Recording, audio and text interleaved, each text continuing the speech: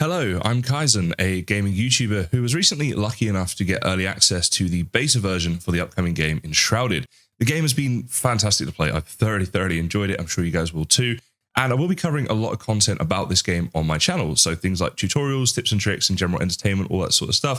So if that interests you guys, do check it out. It is Kaizen on YouTube. I hope to see you there. Building in Enshrouded is easy and fun once you understand the game's mechanics. This video will show you all of the basics so you can enjoy building some awesome things in your Enshrouded worlds. If you'd like to see more Enshrouded videos, please do subscribe. The first thing you'll need to think about is finding a location to do your building. When you first start a new game, a good location to build at will be shown at the top of the screen. So you can simply walk around the map and head towards that icon. Whilst heading to this location, you should loot any areas of interest that you find along the way. For example, you'll come across little areas like this where you can walk up to chests and open them to loot them. You'll also pass through this cave area that you're seeing here, and there's plenty of areas inside here that you can loot as well. And as you can see, the area that the game suggests to us is in this clearing in the forest right here. In general though, finding an area that's relatively flat is going to make building a lot easier. It's also a good idea if it has a lot of resources nearby, because you will of course need to collect these in order to build things. So in order to build anything, the first thing you need to do is press J to open up this GUI here and go to the crafting area. And you'll see here you can make a flame altar level 1, but it does require 5 stone. As the info says, this will mark your home and also allow you to build inside an area around the altar. When first starting out, you can collect stone from areas like this on the floor, and on the left hand side it tells you how much stone you've collected. Once you have enough to place the flame altar, you can come into this area again and press spacebar in order to craft it. You'll see it's now down in my hotbar, so I can simply press 3 in order to select that and build it wherever I like. So I'm going to go ahead and just place it right there, and now we have the ability to build in an area around this. Now once the altar is placed down, it actually makes collecting resources a bit easier, because we can now go up to, for example, a structure like this right here and just tear it down. We can also walk up to trees you see here and tear these down in order to get logs. So by placing down this altar, we're able to harvest many more resources in the area, which will of course make building a lot easier. Now in terms of the resources you're going to need early on in the game, first of all you're going to need twigs and plant fiber, which you can get from trees like this by simply walking up to them and looting them. Logs you can get from tearing down these trees once you've placed down the altar nearby. Stone, as we said, can be found just on the floor like this, or from structures like this once you've placed the altar. As for the torn cloth, you can get that by killing these mobs you see here. Once you've collected enough plant fiber, you can press J and go to the crafting area and then scroll down here to resources, and that's how you make string, which is something you will need early game. In the crafting area, you'll also be able to make yourself a stone pickaxe. Once crafted and equipped, you'll be able to dig around different areas in order to get dirt and also stone, as you see here. The dirt can be used for terraforming, which I'll talk about later on. As you start collecting a ton of resources, it can be a good idea to go into your crafting area and make yourself up a small chest. Enshrouded is currently in beta development, but will be in early access very soon on Steam. If you'd like to wishlist this game on Steam, the link for that is in the video description. In order to start building, the first thing you'll want to make is the quick builder. You'll see here it only requires 1 twig. So if we press spacebar, we can craft that, and this can be used whenever we're in the range of our altar. The next thing you'll want to make is a workbench. You'll see this is found in the essentials part of your crafting area and requires 8 logs and 3 string. Once you've crafted this, go ahead and place it down somewhere convenient nearby. You'll then be able to walk up to it and press E in order to enter into the workbench and build a lot of other things. So with the quick builder selected, go ahead and press the tab key. You can then select what you want to build out of. So right here, we're going to build out of the rough wood block. At the bottom, you'll then see you have different build options from single to 2 meters and 4 meters, as well as 2 and 4 meter roofs and terrain. The first thing you're likely to build with is going to be a foundation block. So you can select that and press escape and then run around to place it wherever you want in the world. You'll see it's pretty good at snapping to existing structures and being at the same height as them. So this height right here is a lot steeper on this side than it is over on this side, but it still knows where it needs to go. The snapping can be toggled using the X key, so you can turn that on or off and build however you like. When you want to build, you can simply left click in order to place down the blocks. If you want to undo, you can press Y and it simply undoes the build and gives you back the materials, and this can be done several times as you see here. So I think this is a really cool idea and very useful, because you don't have to then go and get a tool out to like smash down any builds you've made. You can simply undo them. If you placed a build item a long time ago though and you can't undo, you can, whilst holding the quick builder, go and look at the item and press E, hold it down, and there you go, you pick it back up and get the materials back, plus it takes it down. Now when placing down build pieces, you can press the R key in order to rotate the build piece 90 degrees. With decorational items, you can hold down the R key and use your middle mouse button to get a very precise rotation and orient it however you like. Once a decoration has been placed down, you can walk up to it and hold down E to pick it back up. Unfortunately, the Y button to undo doesn't work on the decorations, so you will have to go and pick them up each time if you misplace them. As you can see from this monstrosity of a structure right here, gravity is ignored in this game, so you can build things however you like without having to worry about gravity tearing them down. And in terms of how high you can actually build in this game, well, let's find that out together. So as it turns out, it's pretty high up. And I have to say, you get an absolutely awesome view from up here. Now, if you press B to open up your backpack, you'll see down the bottom here, we actually have 2 hotbars. And these can be toggled between very quickly using this key right here, which I actually don't know the name of. But it could be an option to have like a building hotbar and then an adventuring hotbar. And that might save you some time when you're building, then you can quickly switch between the 2 of them. So for example, if I've got some build items down here, maybe my quick build tools down here and stuff like that, and I'm out adventuring, then when I want to build, I can quickly switch between them and get on with my building. Now, over at the workbench, you can also make a lot of decorative items if you scroll all the way down. So you see here, you have things like doors and windows, and even things like dishes and fences. On top of that, you also have these comfort items such as your bed, tables, chairs, benches, and an illumination section. Now, besides each of these items, you'll see they get a comfort rating. So for example, the table there gives you +1 comfort. So these decorative items will increase the duration of your rested buff. You'll see some items you can craft will have an arrow next to them, like the tables do here. What this means is there are actually multiple ones you can craft. So if we select tables, you see there's a crude wooden table at the top here, but we can also click through to these 2 different ones. And they'll all have different looks and also can have different potential comfort ratings, so it's definitely worth looking through them. Now, there are options to do some terraforming in the game. You'll see with a pickaxe, you can dig out an area, and this will actually give you the resources of dirt and stone, as well as digging a bit of a hole. Now, what you can do is with the quick build item selected, you can press tab and go down here to where it says terrain. And then at this point, you can choose on the right-hand side here between stone and dirt and other terrain items once you get them. So if you use the dirt right here and we go back over towards our hole, then you'll see that we can actually place dirt down here to start filling this back in if we made a mistake by digging this out. So in this way, you can do some terraforming because you can choose different types of like shapes and sizes and things like that and make different terrain adjustments. The beta application for Enshrouded is now open. So if you'd like to request to play this game now, there's a link in the description. Personally, I've had so much fun playing this game, so I highly recommend that you go and wishlist this game now on Steam. The link for that is also in the video description.